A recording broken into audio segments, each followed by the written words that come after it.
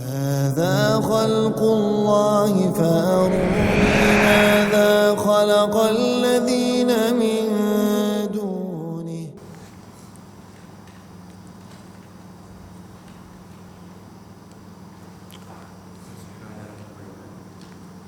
Asbiru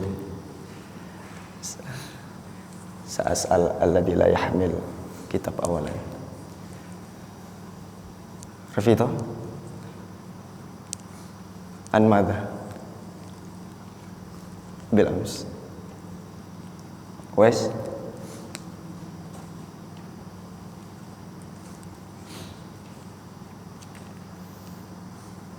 Naam Aldo tentang para sahabat yang segera melakukan kebaikan saat melihat Rasulullah SAW. Nah, kita membahas salah satu hadis di mana Rasulullah SAW saat setelah salat asar langsung pulang ke rumah. Nah, ala kulli hal barakallahu fiik.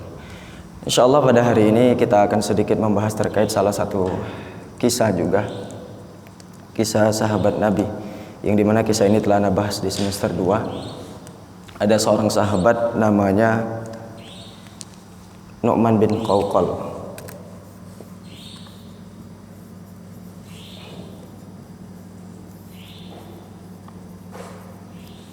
Seorang sahabat namanya Nu'man bin Qawqal.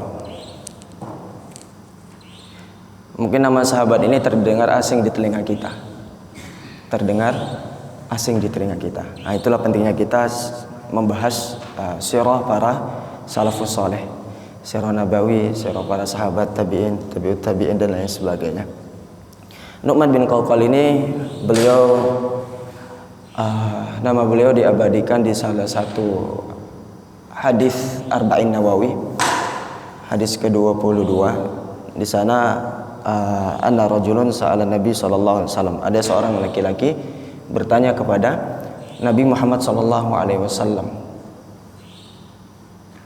ara'aita, bagaimana pendapatmu idza shallaitu maktubat, aku mengerjakan salat yang wajib, wasumtu Ramadan, dan mengerjakan Ramadan, dan mengerjakan puasa Ramadan, wa ahlaltu halal, dan aku menghalalkan yang halal, wa haramtu haram, dan aku mengharamkan yang diharamkan Allah dan Rasulnya, wa lam azid ala dzalika syai' adkhulul jannah, dan tidak menambah apapun kecuali yang saya sebutkan tadi, apakah aku bisa masuk surga? Apa kata Rasulullah? Beliau bersabda sallallahu alaihi wasallam, qala na'am, ya, kamu bisa masuk surga. Nah, anna rajulun, siapa rajul yang bertanya itu? Beliau adalah Nu'man bin Qawqal. Hadis Arba'in, ya, diabadikan di hadis Arba'in, kalau nggak salah nomor 22 ya kemarin, Arba'in Nawawi. Beliau salah satu sahabat yang ikut perang Badar, Ahlul Badar. Ahlul Badar. Kita tahu Ahlul Badar punya keutamaan sendiri di sisi Allah dan Rasulnya. Bahkan ada satu riwayat, salah satu Ahlul Badar di sana mengerjakan suatu kesalahan, dosa, Rasulullah SAW bersabda, berbuatlah sesuka kalian, karena Allah telah mengampuni dosa kalian. Artinya apa? Ahlul Badar punya keutamaan khusus di sisi Allah dan Rasulnya.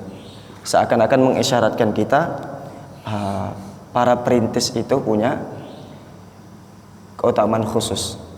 Nah, yang menariknya, beliau punya ciri fisik yang bisa dibilang tidak sempurna. Apa itu? Kaki beliau pincang. Beliau termasuk sahabat yang kakinya pincang, sehingga menyebabkan jalannya tidak sempurna. Seluruh aktivitasnya tidak sempurna karena kakinya yang pincang. Tapi masya Allah, beliau ikut perang Badar dan wafat saat perang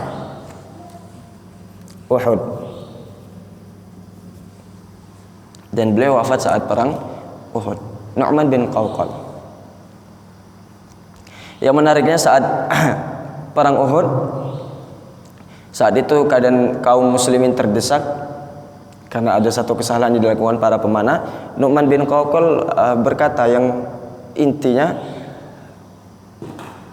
tidak akan saya melihat matahari terbenam kecuali saya telah melihat hamparan surga yang hijau dan luas.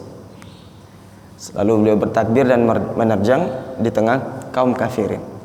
Dan qadarullah saat itu setelah mengucapkan itu beliau syahid, wafat saat perang Uhud. Setelah perang selesai, setelah jihad selesai, medan jihad selesai, kaum muslimin mengumpulkan seluruh mayat. Di sana ditemukan Nu'man bin Qawqal. Dan Rasulullah sallallahu alaihi wasallam bersabda, saya telah melihat Nu'man bin Qawqal di hamparan surga yang hijau dan luas dan kakinya tidak pincang lagi. Ini Nu'man bin Qawqal. Masya Allah. Apa faedah yang bisa kita ambil dari kisah yang singkat dari sahabat Nu'man bin Qawqal? Yang pertama tentu tidak lain dan tidak bukan, yakni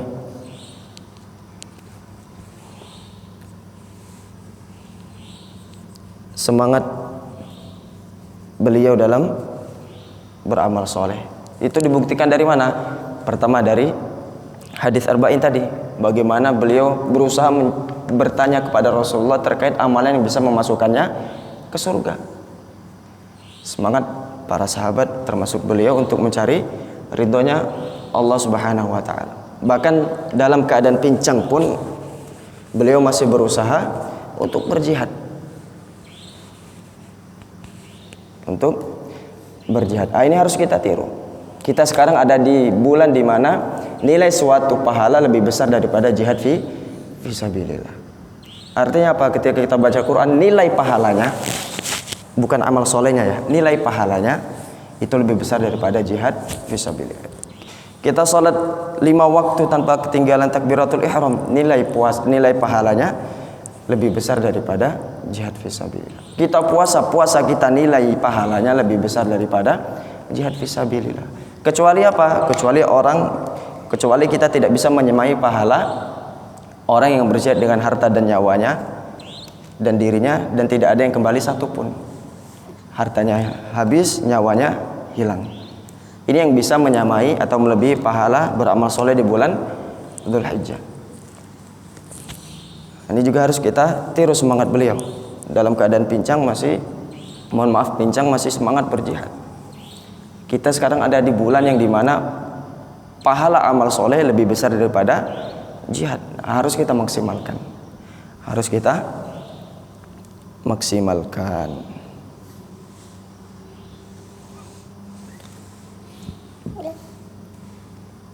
Yang kedua, dari Nu'man bin Qawqal kita belajar untuk tidak beralasan untuk melaksanakan amal soleh. Kita tahu memang innal insana khuliqa halu'a. Manusia itu diciptakan dengan banyak berkeluh kesah. Itu fitrah kita. Tapi kita lihat Nu'man bin Qawqal, ketika beliau mohon maaf punya kekurangan tapi tidak menjadikan kekurangannya sebagai alasan untuk beramal soleh. Ini harus kita tiru. Apa wakil yang terjadi di pondok kita? Misalnya ketika kita sakit, tetapi masih bisa masih kuat untuk melaksanakan sholat di masjid.